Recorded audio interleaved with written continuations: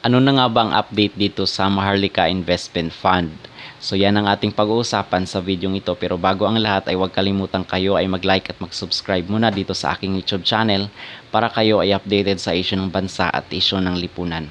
So noong July 18, 2023, last year lang po ito mga kapolitika, is napirmahan na ni Pangulong Bongbong Marcos itong Maharlika Investment Fund. At kung bakit natin ito pinag-uusapan sa videong ito ay kasi medyo matagal-tagal na rin ang nakalipas at parang tila wala ng balita. At may napunod akong video doon dito sa YouTube at sabi is bakit ang puro na lang issue ngayon is itong about sa mga Duterte, itong West Philippine Sea at itong about sa China. Bakit wala ng balita tungkol dito sa Maharlika Investment Fund? So yan ang ating pag-uusapan sa video ito. Ating talakayin ano na nga bang update kasi kahapon meron akong napanood na kung saan is ang sabi doon is nagpalit ng logo itong Maharlika Investment Corporation, itong MIC. So kung ating matatandaan, mag-recall muna tayo saan ba gagamitin itong Maharlika Investment Fund, kasi ang sabi doon is quarter 4 pa ng 2024 makikita at mararamdaman yung mga investment dito sa Maharlika. So yan ang ating antayin kung talagang mangyayari itong kanilang mga pangako. So saan ba talaga gagamitin itong Maharlika Investment Fund? So ang ating pagkakaunawa dito is i-invest ito doon sa mga international program. For example, itong sa green projects. So when we say green projects, dito sa mga sustainable energy at dito sa kasi binida nga ito ni Pangulong Bongbong Marcos doon sa World Economic Forum. So tendency is baka doon mapupunta yung ibang part ng investment. For example, itong sa climate change, itong sa green project kasi for example, magpapatayo sila ng solar panels, okay? Isa po 'yon, yung mga sustainable energy at yung mga infrastructures dito sa ating bansa. So part din po 'yon pero maliit lang po na porsyento yung gagamitin sa mga infrastructure. Mostly i-invest ito doon sa mga corporation na nasa ibang bansa. Okay, so ang tendency kasi dito, bakit tayo natatakot dito sa Maharlika Investment Fund is marami na rin pong mga bansa na sumubok dito na mag-create ng kanilang wealth fund. Kasi ang tawag dito sa ibang bansa, mga kapolitika, is sovereign wealth fund. Kumbaga, ito yung yaman ng kanilang bansa. So, i-invest nila yan sa iba't ibang mga corporation at yung tubo nun is babalik din kung saang bansa yun ang nag-invest. So for example, ang Pilipinas, so kung nag-invest tayo dito sa European countries, may babalik na porsyento yun sa ating bansa. So yun po ang ibig sabihin ng sovereign wealth fund investment. So ang sabi doon is quarter 4 pa mararamdaman at makikita yung mga investment nitong ating Maharlika Fund. At ang sabi dito, magkano ba yung i-invest ng ating gobyerno doon sa mga international corporations? Ang ating napag-alaman base sa ating research is initially nasa 50 billion yung initial na i-invest ng ating bansa. So ang 100% nun, ito is kukunin dito sa BSP, sa Bangko Sentral ng Pilipinas, itong fund. But of course, buwis pa rin ng taong bayan yan, mga kapolitika. At ang sabi nga doon is open din ang gobyerno natin na mag-invest, yung mga private entities and even yung mga semi-government agencies, yung mga example, yung mga SSS, yung mga GSIS.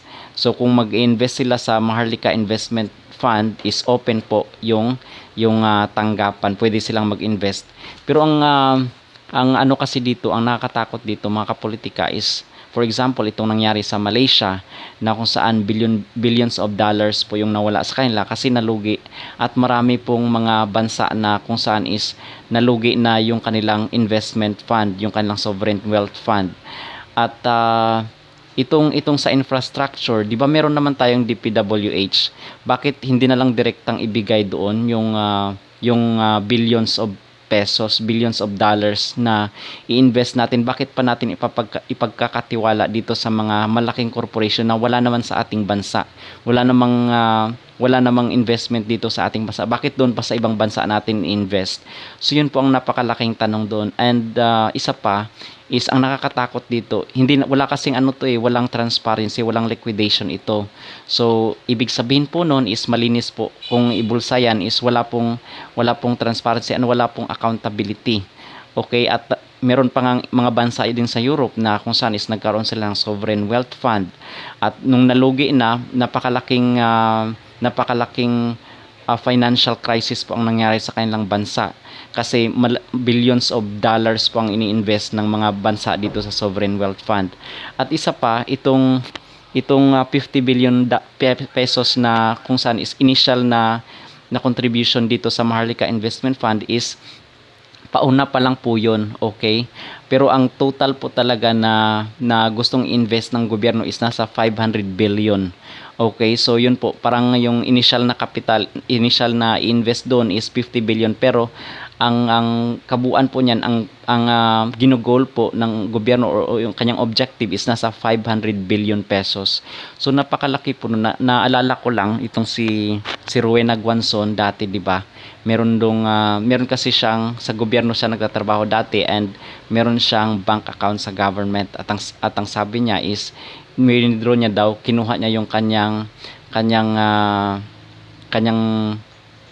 savings doon at ininvest sa mga private na mga bangko, kasi baka mangyari kasi pag na bankrupt ito, mga kapolitika, wala pong accountability dyan.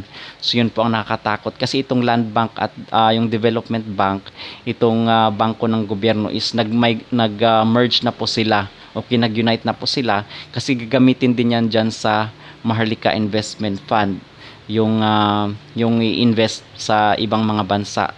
So okay, so ang isang nakakatakot dito is baka itong perang ito, kasi ngayon wala tayong di ba, wala pa tayong balibalita kung ano na bang update.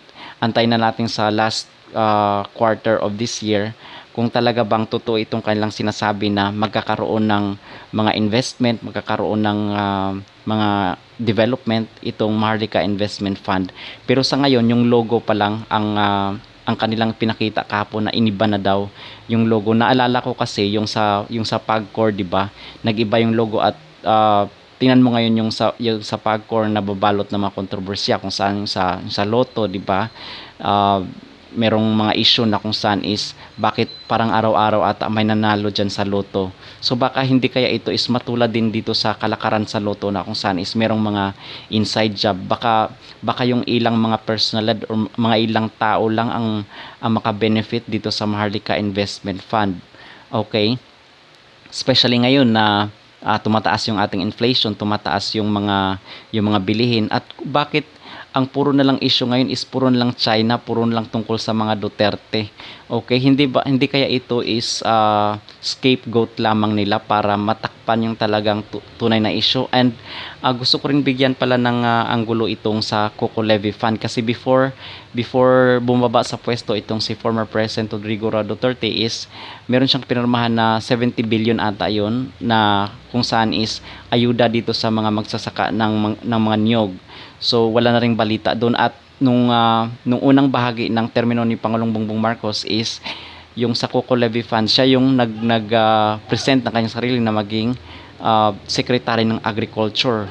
So may tanong din tayo doon, bakit parang ngayon wala nang balita yung pinirmahan ni former President Duterte, na kung saan is billions of pesos na Coco Levy Fund. So wala na tayong balita doon. Isa din yun sa mga issue na kung saan is dapat sagutin ng ating gobyerno, at kung saan ba napupunta yung mga buwis at yung salapi ng bayan. Okay? So yun lamang ating masabi, kasi kaduda-duda mga kapolitika, na kung saan is yung Department of Agriculture, siya yung itinaga yung sarili niya doon, and timing yung pagpirma ni Pangulong Duterte doon sa Coco Levy Fund. Hindi kaya?